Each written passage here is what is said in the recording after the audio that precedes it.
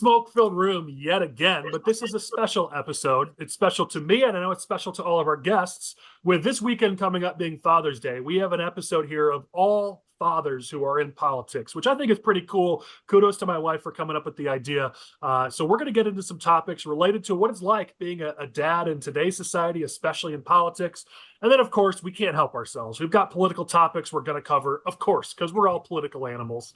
Let me do some introductions because we've got some great people with us this week. Patrick McRae, he's the Madison County Deputy Treasurer. But coming November, after this November election, you're going to have a different title here. But you're also a father of two, and you're the Wood River Township Republican Chairperson. Glad to have you here. Thanks, Patrick, for being with us. Hey, thanks for having me. Appreciate you. Appreciate the invite.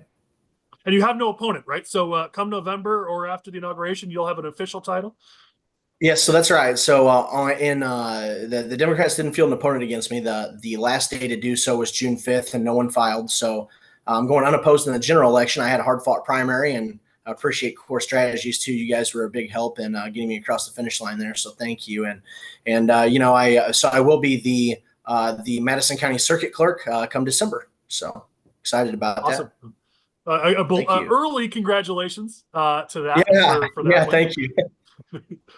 Keith Brin, he is the chairman of the Lake County Republicans. He's the former circuit clerk. So apparently we have a theme of circuit clerks here, but he's the former circuit clerk up in Lake County, also an attorney and a father of three. Keith, what's going on, buddy?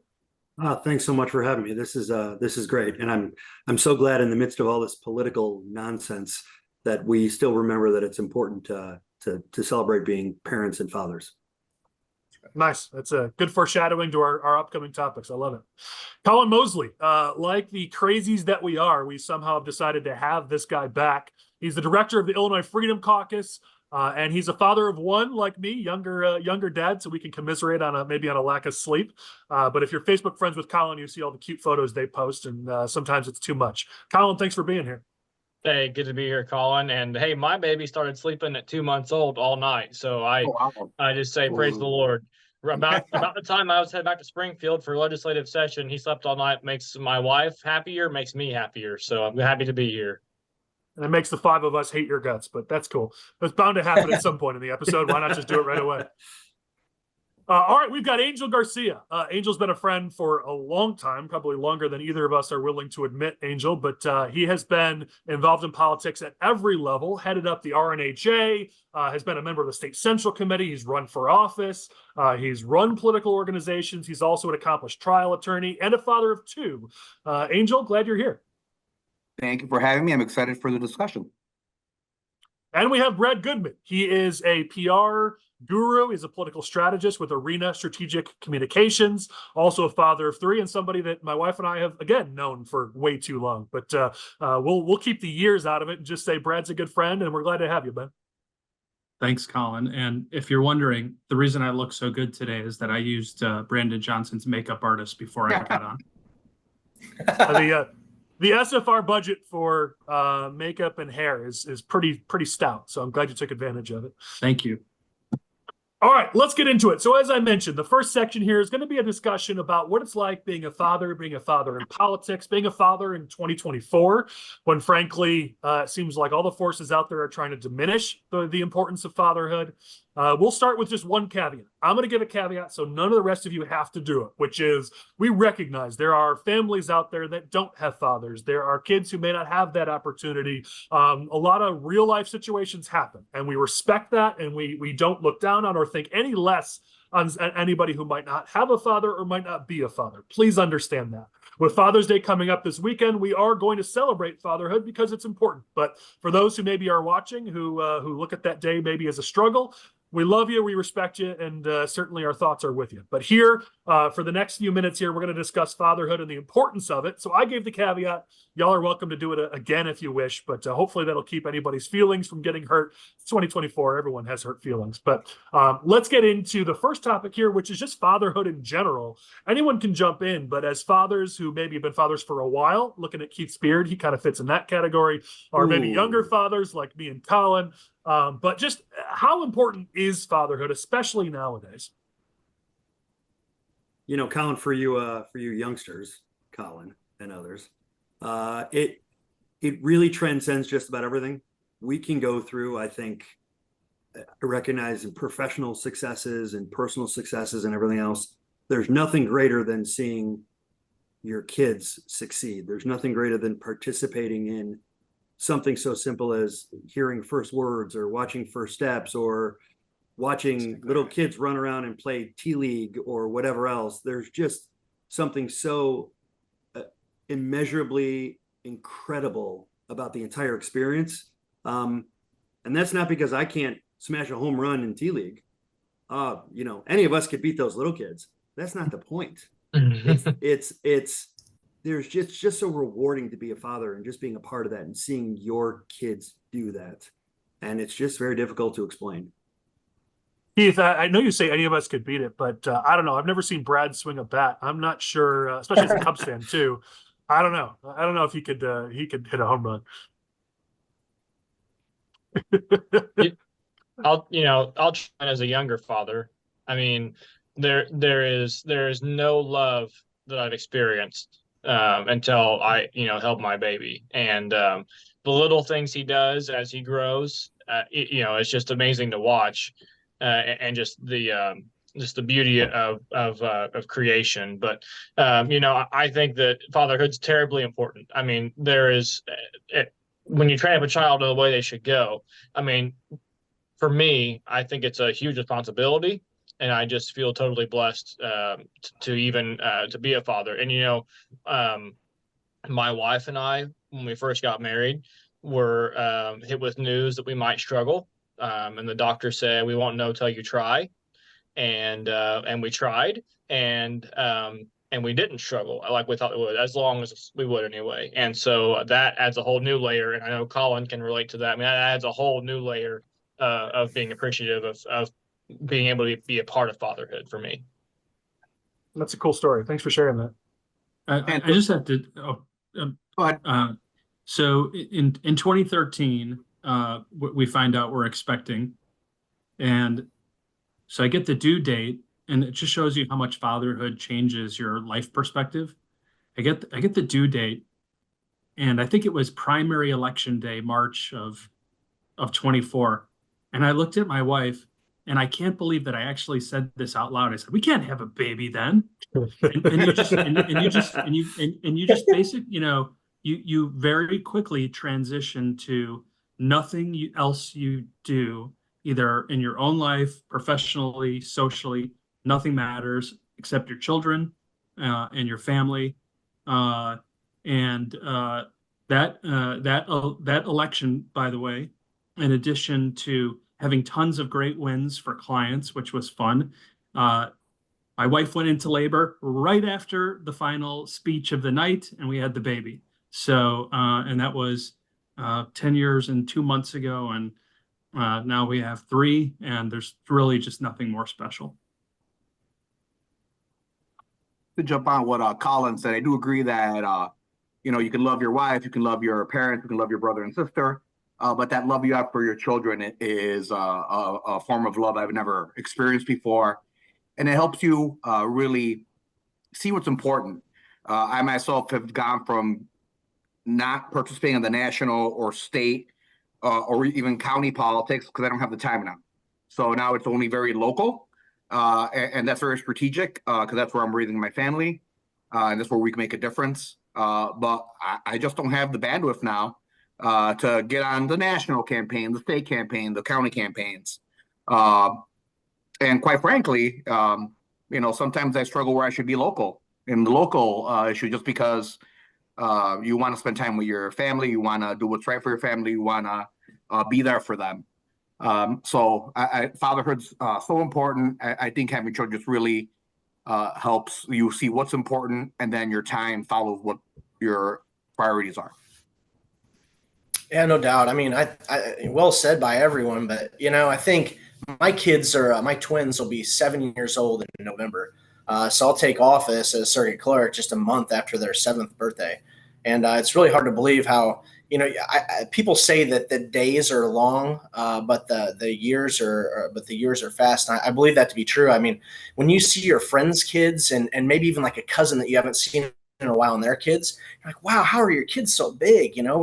How did this happen? And they say the same thing to you. You don't realize it as much in your own home life, but man, my kids now, it's like all of a sudden they've hit these major milestones where they're reading books. I mean, they're sitting on my couch reading to me. I never in a million years, it just something that you're like, wait a second, shouldn't this come a little later? Like, wait, aren't you just a little kid still? But they're not little kids. I mean, they're just soaking up all of this like a sponge, and it is amazing. It's the most challenging thing I've ever done in my life, and by far the most rewarding is being a dad. And I tell people that all the time. I've got a couple buddies that haven't had kids, and they said, I don't know if I'm going to have kids, and I know it's just so tough with timing and getting around. And my wife and I have talked about it. We're not sure, and I'm like, man, I got to tell you, I never knew if I wanted to have kids, and we unexpectedly were pregnant with twins. And it's the best thing that ever happened to me. I mean, just having two, and like I said, super challenging, but just so rewarding, the most rewarding thing I've done in my life. So it is, but I think in today's age, it's tough. It's tough. It's, gosh, we have all these influences from the outside that we're trying to protect our kids from. And, all of us are in the business too. Politics is a tough bird. My kids are in kindergarten this year. And even their kindergarten teacher, and the kids in the classroom and the other parents, they'll interact with me. They'll see me maybe once or twice or 6 or 8 times a year, let's say, at little different events and programs. They'll say, oh, hey, man, I saw that piece of mail come out on you, and, man, they're really slammed you. They said you did this or that. And I'm like, yeah. And I try not to talk about that stuff in front of my kids too much. I don't like my kids to hear all of the that stuff at 7 years old. They don't need to hear about it. But it is wild though, how quickly these influences come to play on your kids, and just balancing that as a dad and my wife too. I mean, it is becoming ever more challenging, but in the best of ways too. I wouldn't trade it for the world. Well, I just listen to you guys, and I'm just learning. I'm soaking it up. I mean, I've only been a dad for 2.5 months, so this Father's Day is going to be pretty special. I've been wanting it for a very, very long time. So Abby and I are going to have a good weekend with little Teddy celebrating. But just listening to you guys, and you're further down the runway, and I can't wait to get to where you are. But I just say at this moment, at least once a day, I look down at my little boy and I just think, I can't believe I get to be a daddy to this little boy. I mean, it is a special thing, and it's a great thing. Let's keep moving along. A topic I've added into this, just because it's a pet topic for me, is we'll use the Bonnie Tyler line, where have all the good men gone? But really, I think in today's society, there's been this conscious effort to weaken men. You watch, heck, I'll use a dumb example of watch a sitcom now, and it's impossible to have a male character who actually has their life together on any sitcom, because in order to show strong women, you have to have weak men for some reason. And I always wonder, why can't we just have both? But there really does seem to be this conscious effort to sort of demasculinize, I'm making up a word, men. And for a lot of our families, that male influence is just as important as that female influence.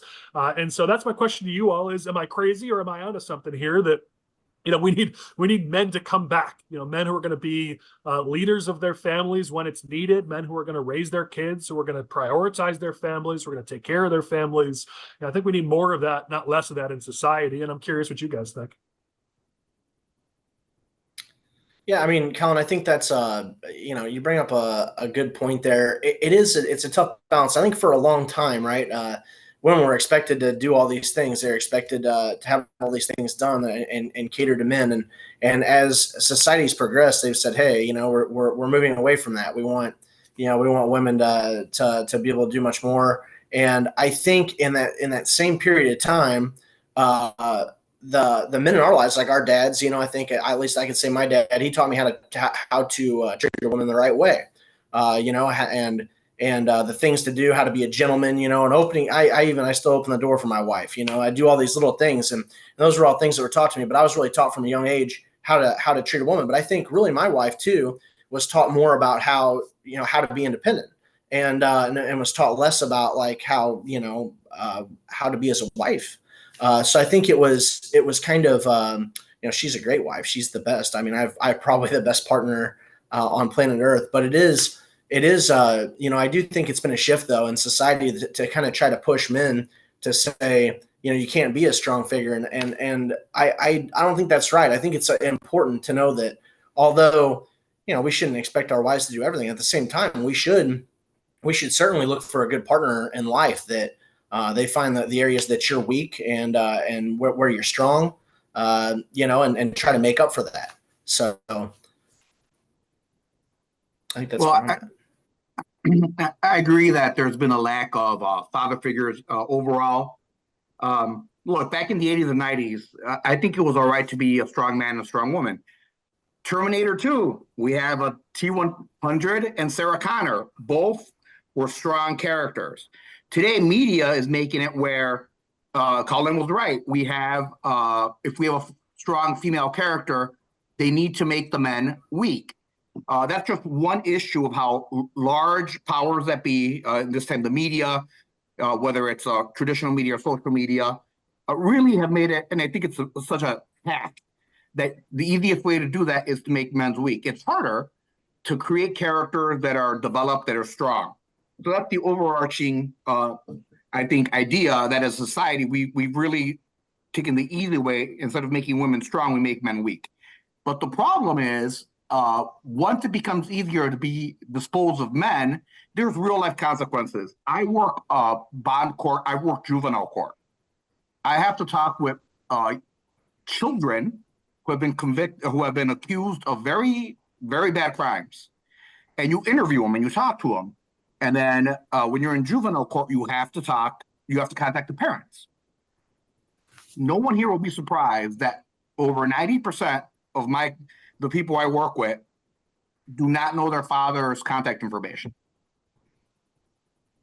So while influencers and the powers that be try to disregard the power and the strength of a father figure, the real consequences is without a father figure, we have people that then start causing crime, getting in trouble, aren't educated, and then what future do they have? So I don't know where they've gone. We need them, and we need more men to step up, because there's real problems that happen when the father is away from the home. To echo a little bit about what they've said, I think society is now moving with the woke movement and everything else to viewing male and female as a zero-sum game. So that if there's a male that is being celebrated somewhere for success, women must be losing. And so to prop that up further, you only need to look into popular culture like Disney, where they're replacing strong male characters with all female casts, where they're trying to essentially foist these very strong female characters that may as well be male characters in traditional roles, but they're trying to cast them as females. Or look at lost generations who are listening to people like Jordan Peterson, these young men who just simply don't know where lines are in the sand. They're told that they must be strong men, but there's so much conflict that when they show what it's like to be a strong man, they're told they're toxic and that they're poisonous and they're part of some patriarchy. And it's very confusing now, especially because as men succeed, I think in large part society is now starting to shift over, and has been for maybe the last 10 years, to suggest that they're not succeeding for their merits or their efforts, but because they're just men. And on top of it, it's a bad thing. And it really, really is confusing to those of us who haven't grown up through an age where we had presidents like Ronald Reagan. We had strong male characters. We looked at, even if you get to people like Rambo, stupid, silly, strong male characters who just were absolutely emblematic of what it is to just be a strong alpha male. And it was celebrated for all the silliness and fun that it was, but no one ever said, oh, that's Rambo. It's toxic masculinity. That's just silly. No one's making those movies now. No one's doing any of that stuff now. If anything, they're trying to reverse the situation and suggest that in some ways, that's just not good. And so I think there's a lot of men who they just don't know where they are anymore, or how to act, or who can guide them. Yeah. Fair point. I mean, men just need to step up is how I feel about it, especially to Angel's point. I mean, you look at all the problems in society that are caused by The lack of that strong male influence, and it's the men who need to step up. I see too many, especially growing up. I'll just be honest. So many kids that I grew up with who have struggled to start families, have struggled to be there for their spouses, to be there for their kids. Playing video games is more important than getting a job and taking care of the family. I mean, from my angle on this is that men got to be men and step up. Society's certainly got to do a better job of not creating this environment where men stepping up is a bad thing. But on my side, I don't care what society does. I care about, I'm a man, and I want other men like me we all just got to step up and do the hard thing and do the work, whether society wants it or not. Step up. Right. Oh, and Keith, you're right. I mean, that's absolutely right. These TV shows, it's insane now. People have made a mockery out of television, and then every once in a while you find a gym that like Yellowstone hits, right? And you got a really strong character in Rip, and then you've got Beth Dutton, and everybody loves it. It's a massive hit. Yeah. Yes, and yeah. it's like it's because we're getting back to being real here. I mean, this is fun, right? People enjoy this. It's entertainment, and it goes away from just constantly trying to poke these political agendas into these shows and making it just heck of a lot more fun. And that show even has politics. I mean, the guys that becomes the governor, right? And still though, they keep it totally apolitical. It's just so much fun, and everyone loves it. So I don't understand it. Hollywood's been so broken. Nothing works anymore. I mean, they're trying to ruin Star Wars now. That was done a long time ago, man. Come on. Well, I hear you, but I mean, now it's getting worse and worse. Now they're actually putting they're putting more spin on it even now than they ever have. But it's just sad, and then you see a thing like Yellowstone. It's like, come on, guys, isn't this a wake up call? I mean, can't we get back to this and have some fun again and be able to take our kids to see an Indiana Jones in the movie theaters? I mean, I can't wait for the day I can take my kids to go see a kids movie again. Half of the kids movies out today, you worry about what they're trying to teach your children when you go there. And I'm glad that my wife and I are on the same page, but gosh, it's scary. You can't watch a Disney movie these days. Not at all. Yeah. And I think we've experienced a complete and total attack on the nuclear family. I mean, there's just absolutely a push, and has been a push, that opposes the idea of a man, a woman, and a child. And I think that there's a lot of men, bringing this back into a political conversation, there's a lot of men that are afraid to get canceled for standing up and saying that this is wrong. I mean, I look at the men in the General Assembly on the left side of the aisle that just act like complete beta males every day on the House floor because they're scared that some suburban squad female is going to cancel them for saying that it's okay to be a man. But and the other thing too that's just outrageous is these people more often than not can't even define what men and women are anyway. And that's just the place we've reached here, and especially in Illinois. But I just think it's a disgrace. And to you guys' point, I fear, as my child gets older, just what medium of entertainment is even going to be appropriate at all anymore for him. I don't know. Well, we had a good discussion on this. Everyone had a chance to have their thoughts heard on this. I don't want to shut anybody down. I just want to keep us moving. All right, let's go to this next one here. You guys are not just fathers, you're fathers in politics to varying degrees and at different levels. So we'd be remiss to not open up and just sort of ask you, how does your involvement in politics, how does it impact your family? How does it impact your kids? Are your kids more or less interested in politics, or are you trying to keep them out of politics? What do you do to try to keep the family alive during the heat of elections, or in Brad's case, just have them be born right during an election? Just whatever your thoughts are in this category of, how do you blend that, being a father and being in politics? So my children are 2 and 4, so they're a little young. My children will walk precincts with me. You need to be involved in your community. You need to make a difference. The biggest way is just going door to door, meeting your neighbors. There's nothing wrong with meeting your neighbors, knowing who they are. So I think my daughter did go door to door with us. We had her in a little, carried her around. So she'd already walked door to door. And as she gets older, her and her brother will walk with me.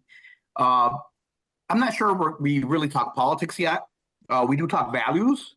My daughter's favorite book is the Fisherman's Catch, and it talks about a fisherman that invented a net and started getting so many fish. But then the government came down and said, "Hey, you're getting too many fish. Let's give it to the poor." And eventually, Han leaves that village and goes somewhere else where he'll appreciate it. So it's more teaching values, making sure we watch shows that are going to have the right. And you know what? It's not even that we're pushing our values. We just don't want values we don't want or they're not ready for coming in. Quite frankly, it's actually with my values be very narrow, but it's more like keeping values they're not ready for away. So it's a little annoying. I have to watch all the shows with them before they watch them. We do have Disney Plus. I'm very hesitant to have them watching new Disney shows if I don't watch them. But the classics, huge library, they can watch all the classics. So we let that happen. So I think it's more values right now at their age. But even at 4, she's already walked precincts, and they'll be my little buddies hopefully, and keep on going with me door to door. I like that a lot. Oh, it's impossible to keep my kids away from it. I'm sorry, Brad. You go ahead. Sorry to quickly interrupt. My kids are, I have a set of twins as well, who are 8, and then I have a 10-year-old, and they're just starting to like gain an awareness of what does dad do, and it's kind of PR and politics is not exactly the easiest thing to explain.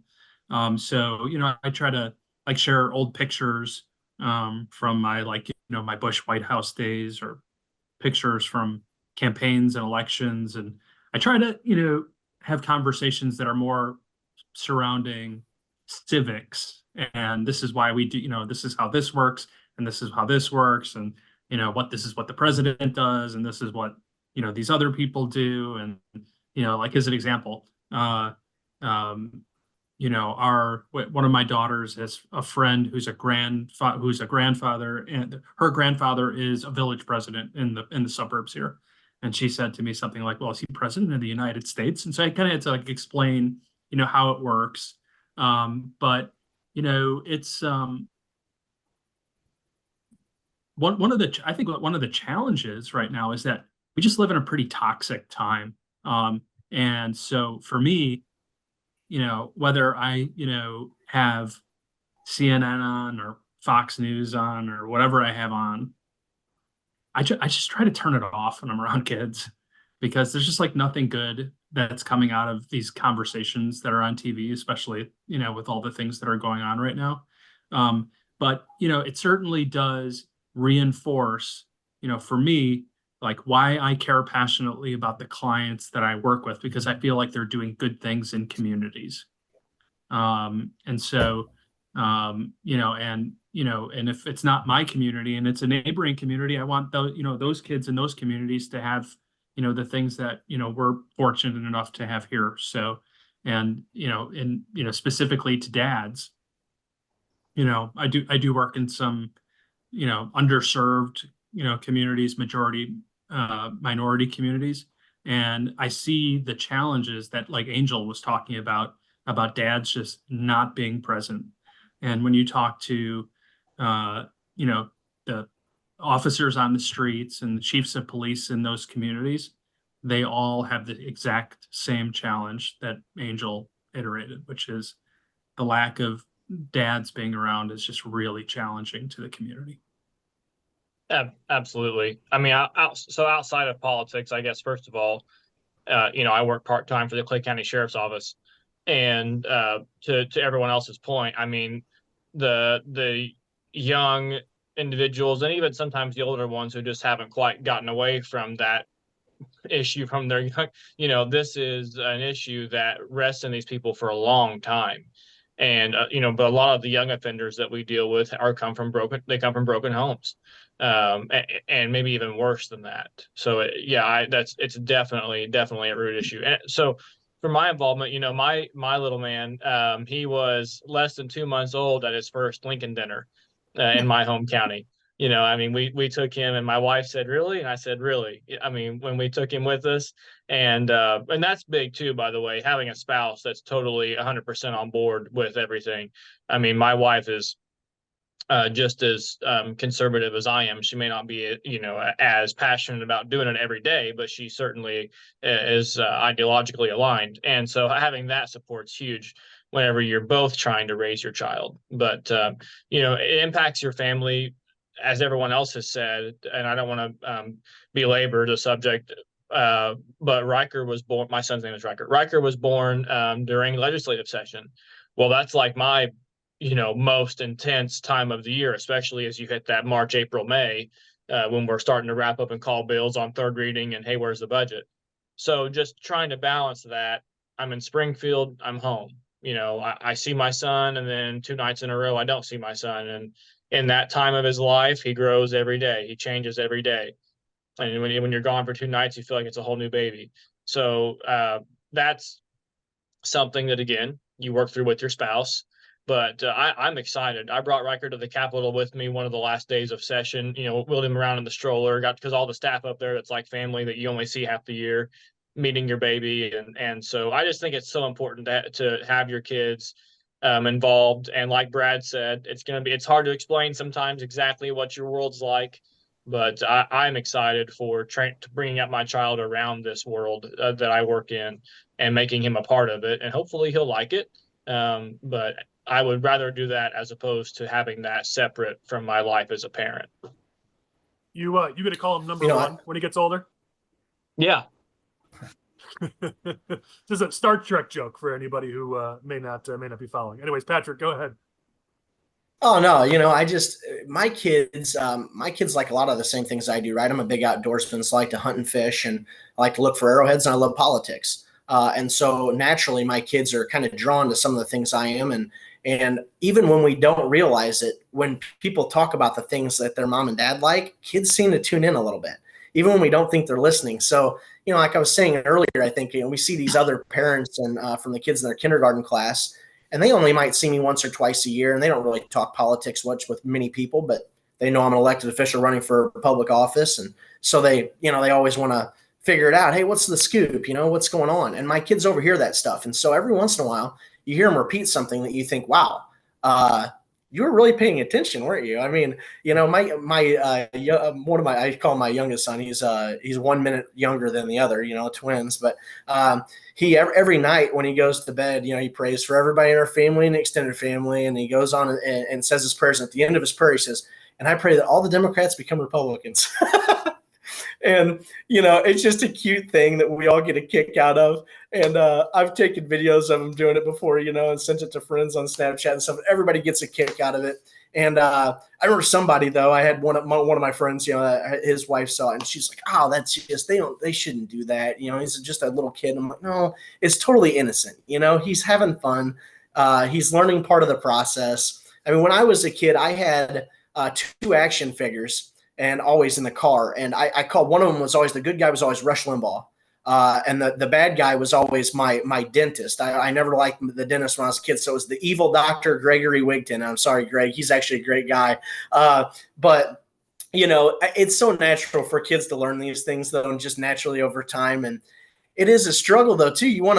You don't want to subject your kids or your spouse even to too much of this, and you want to balance your time in between. But I try to take them everywhere with me. I go to fundraisers. I'm going to be at a fundraiser for a state rep candidate tonight for Jay Keeven.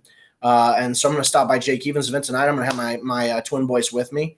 My wife's not going to be at that one. She's got something else to do this evening with her parents. But yeah, I mean, we try to go everywhere together as a family as much as we can. And anytime we do these events or go to these things, I mean, every parade I've ever walked in, my kids have been in the parade with me. I mean, and this is for former bosses and, former political campaigns that I've worked on. They've been in every parade. They've been holding signs and banners. We've been pushing them in strollers. And like Collin said, his kids were just at the Lincoln Day. My kids have been going to Lincoln Day dinners for, I think this will be this was like their 6th Lincoln Day dinner. And they've gone to the last, I think, 6 in a row. They might've missed one through the COVID years, but I think other than that, they've been to every Lincoln Day. So it is important, though, for them to have an understanding what it is that mom or dad does. And so I think it's nice to take them along for the ride with you so that they can understand the process. And as they get older, they can explain to their friends what it is mom and dad do for a living. It's no different, I don't think, than, somebody that's got a dad as a firefighter, police officer, whatever it is. It's good to have your kids have an understanding of that. So that was always really important to me too, as a dad, to make sure that I'm bringing my family in the fold. Yeah, I like that. All right, looking at our topics, that kind of covers a few of our additional ones. So let's use this as our last topic under the fatherhood category, which is starting to make the transition now to politics. What issues really do you think about that concern you politically as a father? And has that changed maybe from before when you weren't a father? Is there certain things that just you're actually concerned about now because of the fact that you are a father? Well, the easy answer is absolutely. While I involved in politics, every issue is important if you can get people to rally around it to support your candidate. But now I'm not doing it for a candidate, I'm doing it for my family. So there's real life consequences. So we live in a good district that's supposed to have really good school district. That's why we moved. Ever since COVID, starting with COVID and masks on young children. But there's also been an increase in the power that Springfield wants to give teachers, be it a curriculum on DEI, on if a boy is toxically masculine enough or not, or is he too masculine, is he too toxic, gender identity. Those topics, while when I was single, probably would have been important in the context of, is it good for my client? Is it good for the candidate I'm supporting? Is it good for my party? Now it's, well, this is real life. This is affecting my child. And we had to make a decision where we're now paying out of pocket to send our children to Catholic school. My daughter's 4. She just did pre-K. My son will be joining her in 2 years. Did we want to do that? No. Would we rather use that money for savings, for education, college education, even for vacations, of course. But being in politics, I know the makeup of the school board. I know how close the elections have been. I know that we're one election away from having absolute chaos in the school district. And I'm not going to risk my children. So I now follow things probably more micro. I have more laser focused on local issues, on school boards. And we make decisions based on that. And I'm not happy about it. It's not something that we planned to do when we first got married and moved where we moved. But Springfield and local government and the unions and all that have really gotten to a place where I don't trust them raising my children. And that's something that I wouldn't even care about when I was single. Yeah, that's a fair point. Anyone else have thoughts on this, and maybe things you look at different or issues that are important to you because you're a father? Yeah. So my kids are significantly older than everyone's here. So I've got a 20-year-old, an 18-year-old, and a 15-year-old. I'm Jewish. So the entire Israel, Hamas, it's obviously a war that is somewhere else, that impacts me as a Jew, that impacts me as an American, that impacts aspects of morality and the rest. But that changed when my 20-year-old called me from college and I heard yelling in the background, and she said, they're protesting here and they're saying that I'm a bad Jew. What do I do? What does this mean? That is different. I can handle that. Me, not my kids. And I'm not sure they have to handle that. But that's what's happened with politics. It's crept into everything. Now, to the school she goes to, they shut it down pretty fast. She goes to a Midwest school, and they weren't going to have any of it. That being said, that was not the way I wanted her exposed to that issue. I wanted her exposed the same way as a lot of other people, from a distance, with time to think, with time to process, with time to talk about it. So these political issues are coming home in a different way when I have kids, because when they get affected, it's not me at a microphone. It's not me as an attorney in a courtroom. It's not me who is fully equipped as a 52-year-old, as an adult to fight this. She's 20.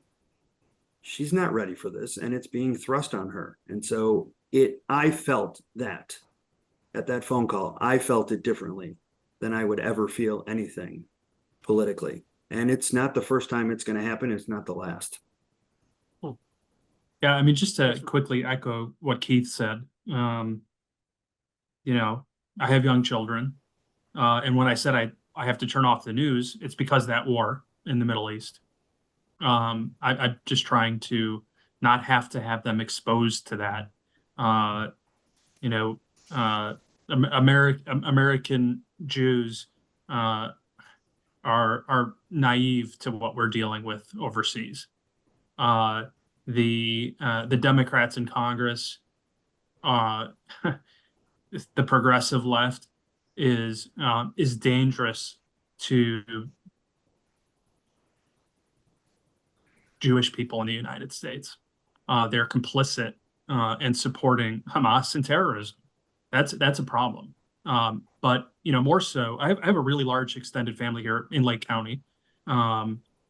And so I have my 3 sisters who all live within 10 minutes of me. Between us, we have 12 children. They range in ages from being toddlers to in college.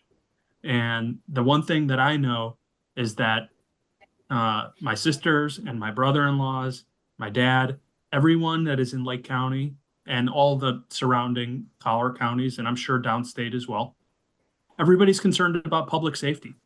They see chaos. They see increases in violence.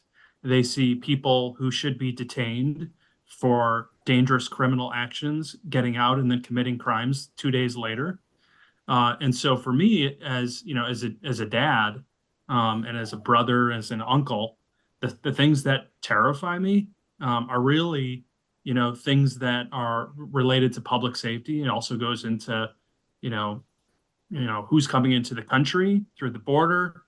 It goes into, you know, the crisis that we have with synthetic opioids. I mean, you think the heroin problem from 10 years ago was a problem. You know, we're just at the beginning of fentanyl, and the kids that are experimenting with it, you know, are young, and kids make stupid mistakes. And these are the kind of mistakes that you don't get a second chance from.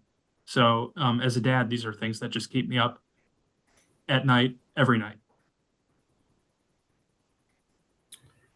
Yeah, I mean, you know, Angel had said earlier, I think he kind of talked about, and then this isn't, you know, nearly as my kids just, you know, they're 7 years old. I'm not where Keith's kids are, and I know I can't imagine honestly my kid calling me from college and hearing something like that. And I know it's, you know, in some, I'm not Jewish, but you know, even as a Catholic or a Christian, you know, these things come up all the time, all these strange things, and it's something that it's your worst nightmare hearing from your kids, that your kids feel like they're in trouble, or that they're that you know you don't know how you can help them.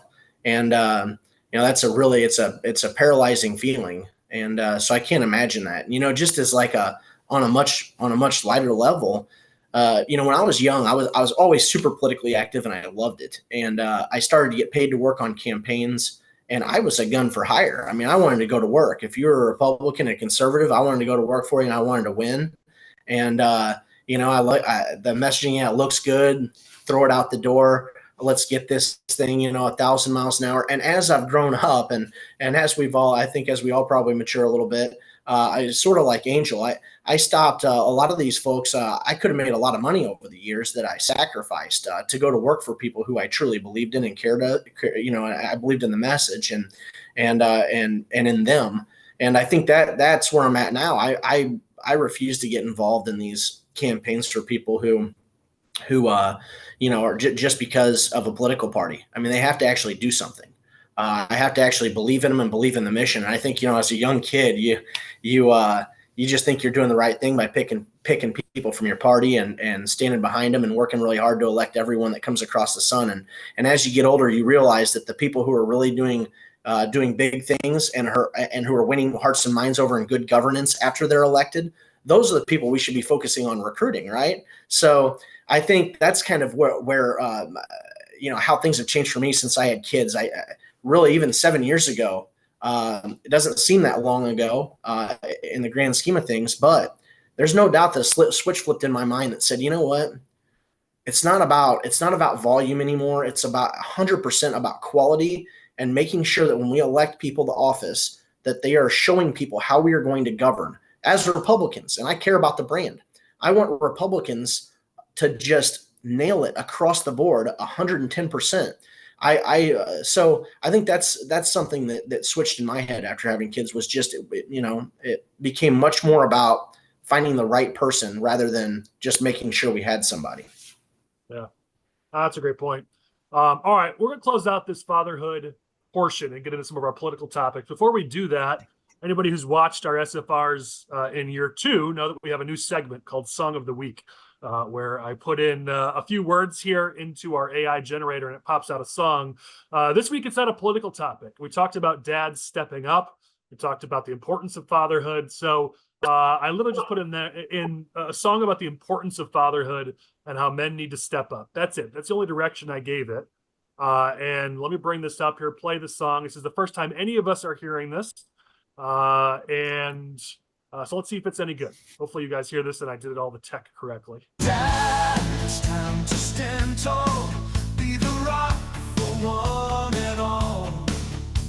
Time to show what you can be. Let love guide you, set it free. Kids need someone by their side through the highs and every tide. Show them strength and show them care.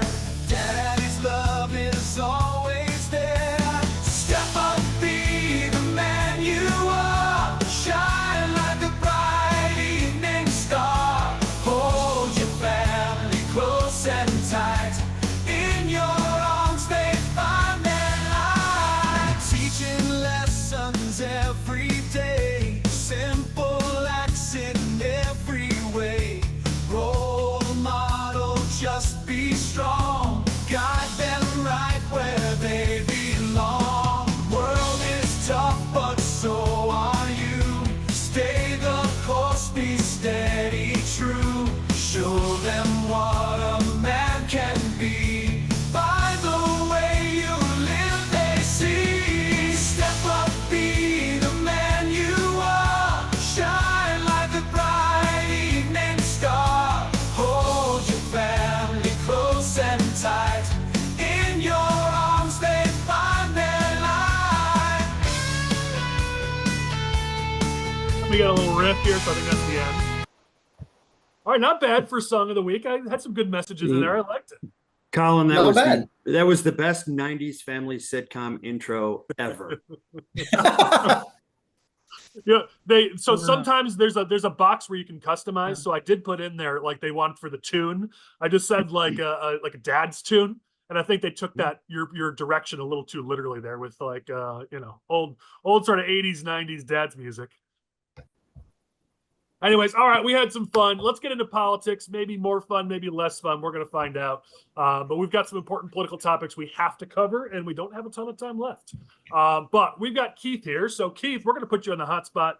Last week, we talked about some of the drama happening because of the committeeman's election down in the state convention. And we said we wanted that to be the last that we had to talk about it. Unfortunately, this story has continued and it has grown through a lot of unforced errors by our state party chairman and the state party. And so now here we are where it's grown even further. So if you want context, pause this episode, go back to the last episode and watch what it is we're talking about with some of the drama between Mark Shaw and Dean White running for committeeman, and some of the things that Shaw and his supporters did that shouldn't have been allowed. Well, this drama has continued. There was supposed to be a meeting last week to resolve this. That meeting didn't actually resolve it. And so now it's continued even more. Now the state party chairman, Don Tracy, is actually starting to fire back and attacking people and saying that this is all just because of people wanting their personal advancement or wanting their own money or other wrong reasons why they might be pursuing this. So the handling of this has not been great, and now it continues in the news. So Keith, you're kind of in the middle of this since Mark Shaw is from Lake County and inaccurately said he was a delegate from Lake County. So I'm going to give you the sort of the first crack at this, and it was your letter over the last week that really seemed to push this even further in the light. So I'll finally shut up. What's going on here, and why should people who are watching this care about this? Okay, this is drama at its finest, and here's sort of the really short version. Mark decided with a group of a few others that they were going to be delegates at the convention. Well, they weren't delegates at the convention. So they sat with the Lake County delegates who were there and they voted. And then later someone asked me, wow, it was really weird voting the opposite way of Mark and those when we were all together as delegates. At which point I asked, well, who are they delegates for? Well, as it turns out, they weren't delegates. I didn't make them delegates. You can only be a delegate from the county in which you live. No one had made them delegates. And so after doing a little bit of research, didn't take long on social media, Mark has photographs of him wearing delegate badges and holding it up to vote and other stuff. So I asked the state party chair to remove Mark as the vice chair of the party and from all committee membership, recognizing that I would normally also ask for him to be removed as 10th State Central Committeeman, but the bylaws don't allow that at the state level. So at least for the moment, there's nothing anyone can do about that. So they assign that out to be investigated. Well, the investigator did his due diligence. He spoke to all the witnesses. We found out that not only did Mark know he wasn't a delegate, but he said he assumed he was because he didn't hear anything different, but that he was actually told he wasn't a delegate in a text about a month before the convention. Well, the State Central Committee, in its infinite wisdom, decided to have a meeting, which was scheduled with a notice of 4 days, which meant they can't really actually have a meeting, which would require a notice of 5 days. So they had a meeting to chat. At the chat, which apparently no one else was invited to, except State Central Committeemen, essentially, they discussed the pros and cons of Mr. Shaw, who also apparently allegedly threatened to punch Aaron Del Mar, which is just insane. And people had to get between them. So nothing was done. So after that meeting, I indicated to the leadership that I was prepared to write a letter. I don't like surprises in the same party. So I let them know this is not going to be a happy letter. It's going to request some resignations. Please just tell me that you all are going to trigger some leadership and put this to a vote and say that things are moving and do everything you need to do. Well, we got some mealy mouth stuff. And Chairman Tracy, I don't know, I can't explain it. He wants everyone to get along, which I can very much respect. But Mark Shaw is the vice chair of the party. And quite frankly, he's a cancer on the party. We've known him from Lake County. Nothing good has come from him in Lake County. There's been a tremendous amount of corruption we've unearthed in Lake County. But now he's someone else's problem. And unfortunately, now he's made himself everyone's problem. We're the party that says we are for election integrity. We are complaining about fraud in elections. And here we are deciding that maybe some people don't have to follow the rules and that other people do when it comes to elections. Never mind some elections, their own election. He was a delegate, a fraudulent delegate to vote for himself in elections. It's appalling. And it's now even more appalling when I sent out my letter, which really was never supposed to go, I guess, as viral as it did. It went out to all the other county chairs with a recitation of what went on. I haven't brought it to the press. I believe in trying to take care of family things inside the family. But if anyone ever says that Mark Shaw has not been a unifier, let me push back by this. There has never in memory been a moment in all of Illinois Republican politics where the entire party, from the grassroots to every Collier County to Cook County, has gotten behind disliking and wanting to eject Mark Shaw more for his malfeasance than this exact moment. He absolutely has unified the Illinois Republican Party behind getting rid of him. And we're going to find out Monday night, I guess, if that's going to happen. And I hope the state this has grown. does the right thing. It's for those watching, it's grown now into people who are calling even for Chairman Tracy to resign, which is what he fired back at. And he responded to in the Illinois. Our buddy Patrick Finkston had an article in there with him, and talking about the need for party unity, which is positive. But for somebody who's an appeaser and a unifier, which is what Tracy is, this quote, some of these comments talking about coup attempts and party struggles and disunity and retribution, and this is all for personal advancement, and my critics are in it for the money and for the wrong reasons. I don't know. I have defended Don Tracy a lot. If anybody watches these podcasts, I've defended him a lot. I think he's done a lot of good things, but this was absolutely a mistake and an error. And to throw everybody in the same are some people involved for personal advancement? And I'm sure we could all think of who those people might be. Yeah, probably. But I've known you, Keith, a long time. That's absolutely not your goal here, and many others, that's not their goal. So I think, as usual, it's the how you handle the problem. Maybe our crisis comms, our PR expert Brad could tell us, but usually it's how you handle the problem that ends up being the fallout versus the problem itself. And how this has been handled has been just awful from the start of it. I mean, I'm going to choose my words carefully. I actually haven't talked to Mark Shaw in 12 years. I don't even think I've been in a room together with him. I'm not a grassroots on the ground guy. I do, PR and higher level stuff and mail and things like that. So I'm not necessarily the most connected grassroots guy like a lot of your other panelists usually are the group today. But what I do know is that the behavior as described, and I trust Keith and I trust Patrick's article, the behavior as described is just part of a long pattern. And it's a part of a pattern that has led us to nothing losses. And it's a pattern of just dishonesty. And, the party would just be better off if people were in it for not themselves, but to actually advance our candidates and causes and the issues that are important.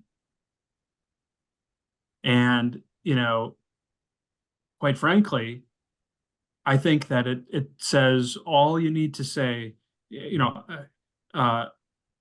if you're going to threaten and to slug Aaron Del Mar, that means your brain is not working correctly. Something is not right. And so, I will not claim to know everything about this story nearly to the detail of the grassroots guys. But what I do know is that it's part of a pattern. And, when something happens once, maybe. When something happens twice, when something happens for 12 years in a row, when you have a county that has, had bad leadership until we had a new chairman, when you have, his involvement in campaigns where I would be on the phone and I would just be lied to about things. It's just disappointing. Listen, I don't know him personally. I know he's a neighbor of ours in Lake Forest. I hope that the party can unify and find the races that actually matter, and we can win things instead of the inter-party bickering. It just drives me insane. So, yeah. Well, I think that's one of the points that's been brought up is, hey guys, this is time to unify. That's what Tracy's point he was trying to make, though he did so very unartfully. That hey, this isn't the time for this. This is the time for unity. They're not wrong, though it is June. If we need to clean stuff up, now is certainly the time to do it, since no one's really paying attention to politics in June. So this is definitely a time to do it. This is why we do our convention in May and June. So this is still time to do things like this to get our party in the right spot. But I think what's been missed here is there's been a lot of party unity. Keith is alluding to, but not saying, some of the many problems that there have been with Mark Shaw. I haven't said on any of these episodes, any of the problems that I'm aware of or that I've personally dealt with. Brad, you were incredibly diplomatic. We're all aware of a lot of problems with this individual, but for party unity, for a very, very, very long time, we have kept our mouth shut. And so I think there's a lot of people who are saying, how long do we need to be under party unity where we start to say, you know what, this is enough. Let's move on. Well, I think that's a very valid position. And how long? My question is, how many times can that theme or that phrase be used as the red herring or the smoke and mirrors to brush something aside? I mean, I can't tell you just in my time in Illinois politics in this party how many times I've heard these people say, "Well, yeah, this is a major issue, but hey, gotta stay unified. I mean, that, in my opinion, that's what's gotten us to a super duper minority. That's what's gotten us to a vast majority of Illinois Republicans who don't trust the state party. And I just think that this entire situation, this is an opportunity. This is an opportunity to show good faith to the masses, because I would argue that when the RNC committeeman vote came up, what was it, 300 and something to 100 and something? This is just my opinion, but I think that pretty much shows you exactly where our state party is at. There's about 350 out of 500 that are the conservative grassroots, and the other 150 that are the other. And to me, this is an opportunity for unity, as Keith said. Show a good faith that you're not going to let some guy come in, vote fraudulently, threaten people with bodily harm. I'll throw it in for good measure because a Richard Irvin supporter. I'm going to let this guy trample all over the conservatives. Let's show a good faith to our conservative voters, our grassroots people, and get this situation under control so that we can look at November, because otherwise we're just cracks in the armor walking around waiting to get struck again. And we're going to go from 40 in the House and 19 in the Senate to 38 and 18. We're never going to win statewide so long as we all don't trust each other. This is a chance to fix that, just in my opinion. All right, everybody get their, I think Patrick, I know last week he was actually supposed to join us. He had some internet issues, so I'm guessing he's popping in and out and having some internet issues now. So well, I'll just add something quickly to that. As a former state central committeeman, I was the state party, and a decade ago, and it was the same. I heard a lot of the same things where it was like, well, we're not being listened to. The state party has a lot of flaws, and I agree with that. But the way you change it is by elections. Elections matter. So Mark Shaw has been around back when I was a state central committeeman. So the way you fix that is you win the township committeeman elections, the county elections, and then you get the committeeman you want. So whether it's a lack of people being involved in those elections or something like that, my question is, how does he continue to be on the state central committee, right? I've done my tour, I've retired, haven't even thought about that. And I still see him in all the inner workings of the Republican news, at the conventions. It doesn't seem like he's changed much than when I worked with him. But what is it about Lake County, right? Well, how does he keep getting there? So I think sometimes it's not the state party, sometimes it's the local county. And in this case, it'd be Lake County, right? And he's Lake and Cook would be a combination. Right. So I guess instead of talking about the state part, let's go a little bit deeper. How did he get there? And is anyone going to run against them? And then there's the whole thing. It's not, how do you get the votes before that to make sure he doesn't get reelected? Right. Yeah, I agree. I think that where I live in Southern Illinois, this might be a little bit less inflammatory of a situation if he wasn't the vice chair of our party too. But I totally agree with you, Angel. I totally agree with you. Well, I think and we'll see where this goes. I mean, as Keith said, there's a meeting on Monday. This has now sparked another attempt to try to oust Don Tracy. We'll see where that goes. The fallout from this, I had hoped last week would be the last we'd have to speak about this. At this point, we're now in week 2. We're probably going to have to talk about it next week too. And I don't know, hopefully not any further than that. So they got to clean this up. They got to deal with it, but it's letting this drag on and on and on. It's death by 1,000 paper cuts. Deal with it and let's move on. Well, just as a last remark, it's always really easy to try to say, oh, let's throw this person out. Okay, then what? Brad, I can answer that. Yep. We get in someone better. And by the way, to Angel, to your point, the reason Mark has gotten this is because he controlled the levers of power in Lake County for 6 years. So he controlled the whole deck.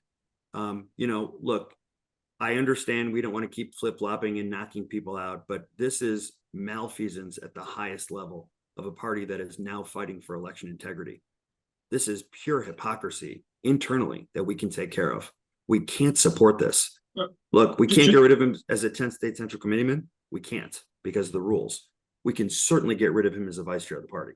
Let me just clarify, Keith. What I was referring to is the state party chairman, not Oh, the okay. vice chair. Okay. Yeah. Not the vice chair. Yeah. Yeah. I was referring to, any movement to get rid of Don.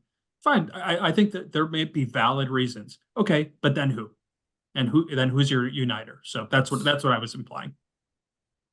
Which has been the argument, right? Mhm. You get rid of Lovey Right. Smith, you end up with Mark Trestman. I mean, this is sort of been Mhm. our argument for a long time of who wants the job. Anybody who wants to be chairman Yep. generally is not somebody you'd want, because that means they have nothing better to do with their lives, and they Mhm. probably shouldn't have that job. I mean, you don't Mhm. often get somebody like Don Tracy, and this is why I have defended him in the past, where he's going to do the job, do it well enough, and work his butt off.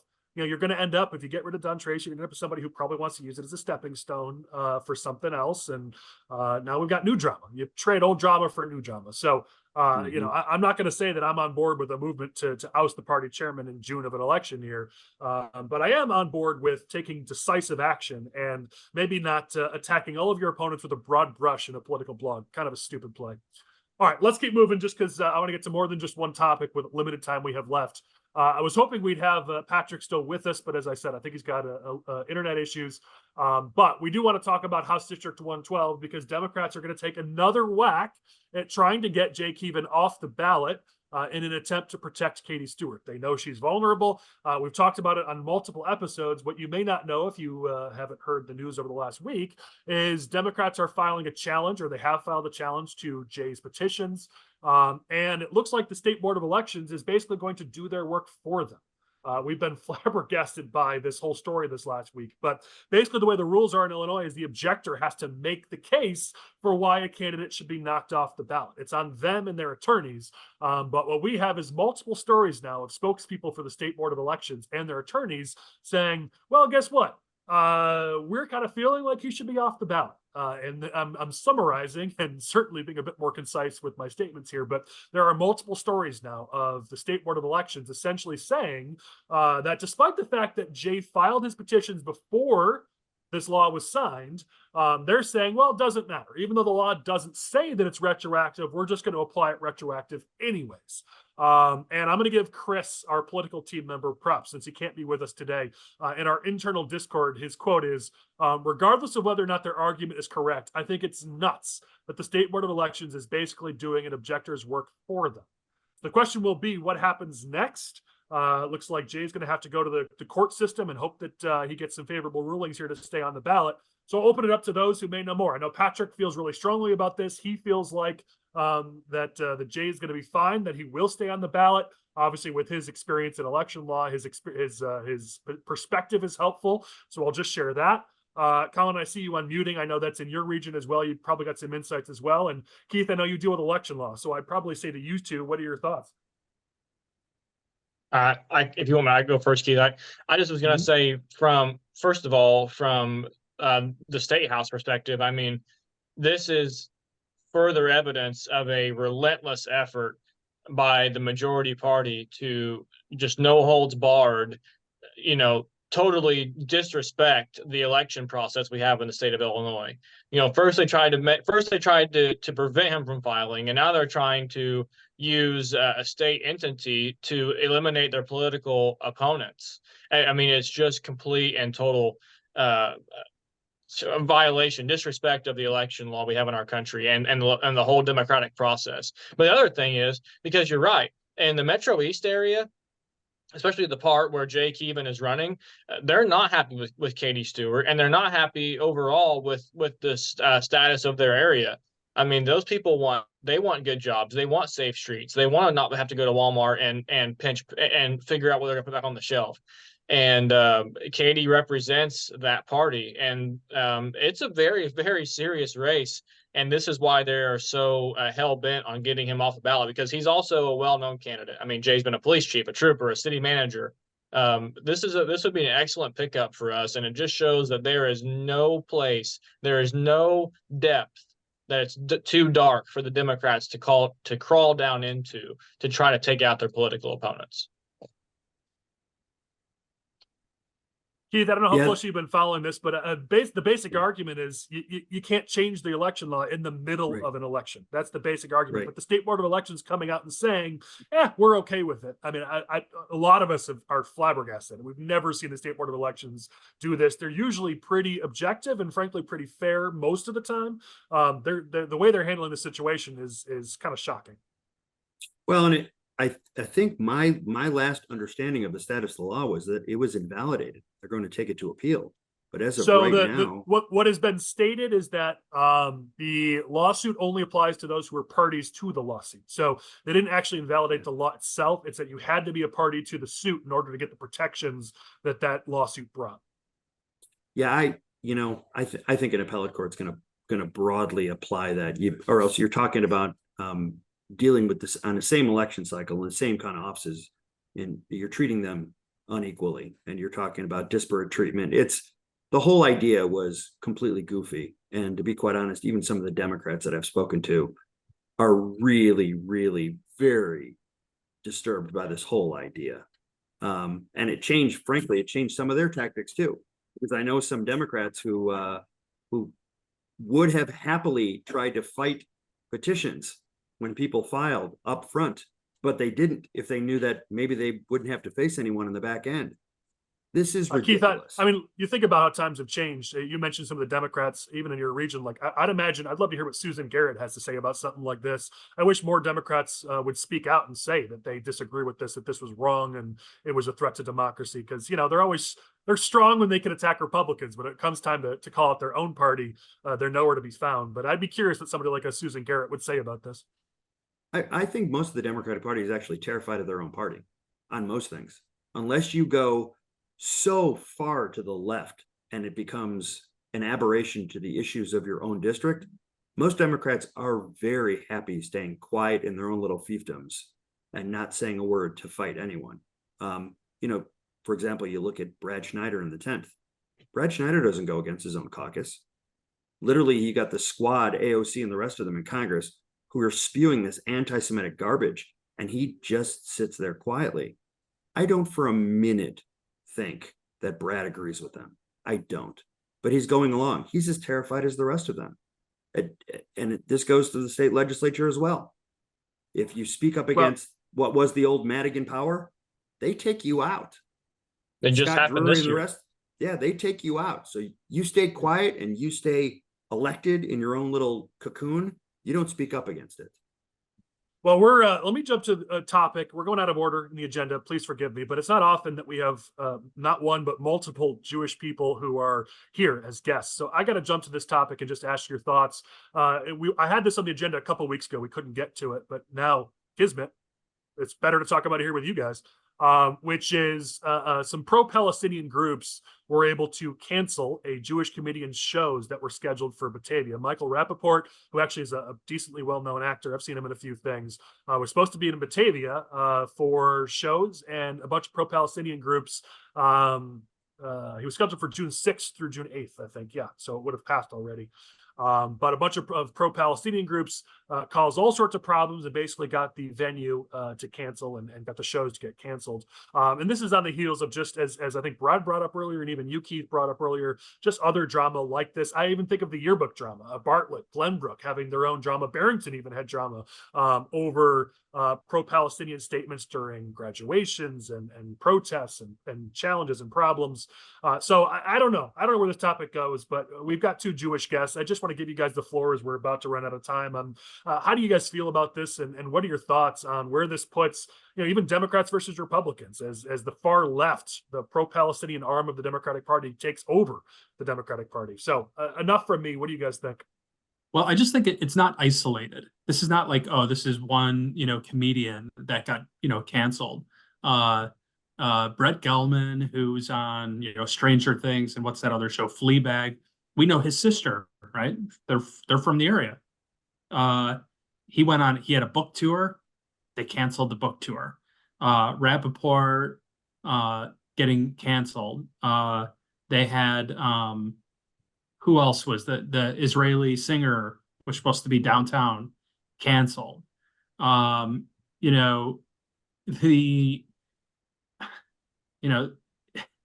to me, it's basically, intimidation and cancellation, trying to put pressure on people. It's the same organizations that are going to every unit of local government, trying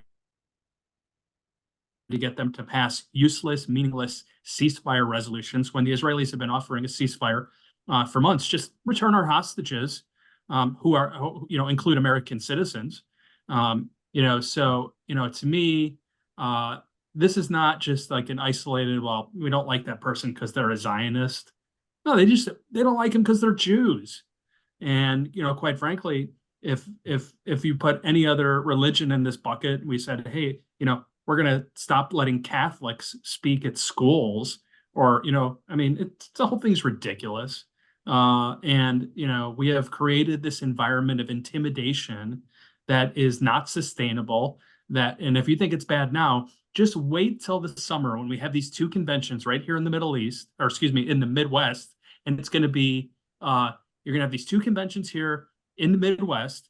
The medical face mask of the Hamas supporters is the 2020s KKK hood. It's the same thing, different time. It's this. We have a real problem in this country, and I had and then I'll let Keith speak to it, but I was with in October, after the attacks in Israel, I was with the general counsel from Israel to the Midwest, and he basically said Israelis will be fine. It's this country that we're worried about, and that's the conclusion that I'm at too. So. Brad's 100% right. I think this is an extension of where the progressive arguments have gone, and I think it was an inevitable place that it's gone, because the whole narrative has become, instead of particular people or races or causes, it's become an oppressor-oppressed narrative. So on October 7th, the whole world was horrified at what Hamas did. And then suddenly Israel came back and started beating the heck out of them, as any country would in these circumstances. And then suddenly the narrative flipped, and all the anti-Semites were empowered.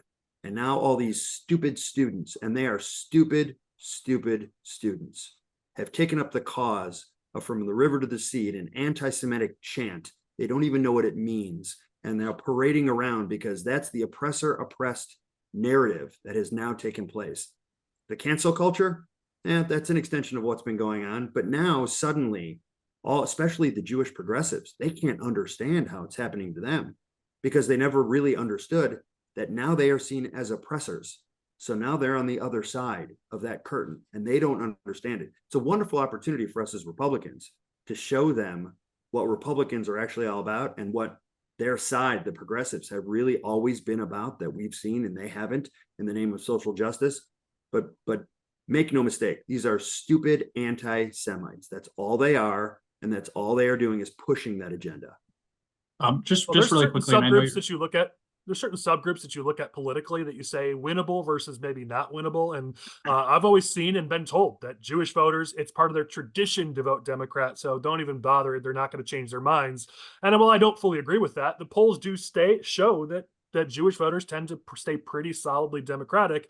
And the question was going to be what was going to break it. It hasn't happened officially yet, but I know, Brad, you've even pointed to some polling data internally in our discussions about how it looks like it's starting to break, that their Jewish voters are starting to break from Biden and the Democrats. And maybe this is the thing that starts to give us that opportunity as Republicans to show them a different way.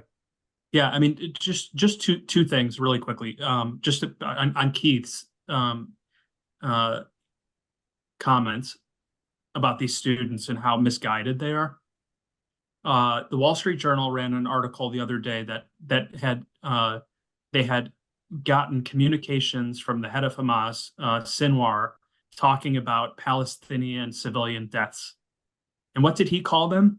He didn't call them tragedies. He didn't call them, senseless. You know what he called them? Necessary sacrifices. So that's what's going on. To Collin's point, and I know we don't talk national politics here that much, but it puts Democrats in a really awkward position, especially in states like Minnesota and Michigan, when you have pissed off 89 to 95% of Muslim voters. And you have also angered a really significant portion of your Jewish base. States like that, which would have typically just gone to Biden, those are states that are in play now. This war has really big electoral implications, and and quite frankly, I know it's anecdotal, but I can tell you that I know plenty of North Shore Jewish women who all of a sudden are reaching out and saying, hey, how do I get a concealed carry license? And you know what? Maybe the things you've been saying aren't so crazy. So that's anecdotal. We'll see where it plays out. What we do know is that in Lake County, Democrats and Joe Biden will be getting less votes because of the behavior on the war. Yeah, for sure. All right. Well, we are way over our time. So thank you to everybody for being here. As always, we give you a chance to close with your final thoughts. We missed some topics. Some of you guys really wanted to cover, like the grocery tax, the Bears and their constant bungled attempt to get a new stadium, contraception. There's a lot of stuff we didn't get here, so we'll cover it in future episodes. But thank you to our guests. And here, I'll pass it to you guys. Angel, why don't you kick us off? Any final thoughts as we close down the podcast this week? Final thoughts. Being a father is the best thing that ever happened to me. Happy Father's Day to everybody. It was great talking to all the fathers here. And thank you for the opportunity. Thanks, buddy. Collin? Well, as Angel said, it's great to be here. And I wanted to do this earlier, but I like to have props. And so I do have a sign from the March for Women that says, I do not co-parent with the government. And that's how I feel about this Father's Day. So always good to be here on the Smoke-Filled Room. Thank you. Perfect. Keith? Thanks again for having me. I'm very gratified that you covered the whole Father's Day thing. We forget about that so often when we're discussing politics and everything else. We just sometimes forget that the most important thing are those loved ones around us, our friends, our families, our communities. And the most important thing, as Collin and Angel have said, is being a dad. So thanks very much for covering it. Thanks, Keith. Brad, final thoughts. I'm very grateful that I grew up with a great dad. Still have a great dad who's around now. I feel like if I could be half of what he was, then our kids will turn out just fine. And it's also just given me an acute understanding of the sacrifices that when you're 12 years old, you don't realize, but then you turn into an adult and you go, wow, that must have been really tough for dad. And so I love being a dad. It's why we do the things we do and the sacrifices that we make. And it's good to be here amongst friends. So happy Father's Day to all of you. Oh, are we going to get to see the baby? I had to have a prop. So everybody, here's who made me a daddy. Teddy, say hi to everybody. I know. What the heck is going on? He looks very concerned. Wow. Yeah. I have to reciprocate. The little guy who made me a father. As we close down the episode, I'll keep Teddy with me. You keep your little one. I like it. But thank you to everybody who watches. Thank you to our producer, Lane Davis. Thank you to our guest, Patrick. Sorry we lost you. I know you're dealing with internet stuff, but thanks for being with us. Thanks to my little guy here for making me a daddy, and to Abby, his mother, who's really sweet and has been taking care of him all day. We'll catch you guys next week on the Smoke-Filled Room. Stick with us. We've got a ton of topics to cover next week. So we will be here back next week in your inboxes in the Smoke-Filled Room. See you all later.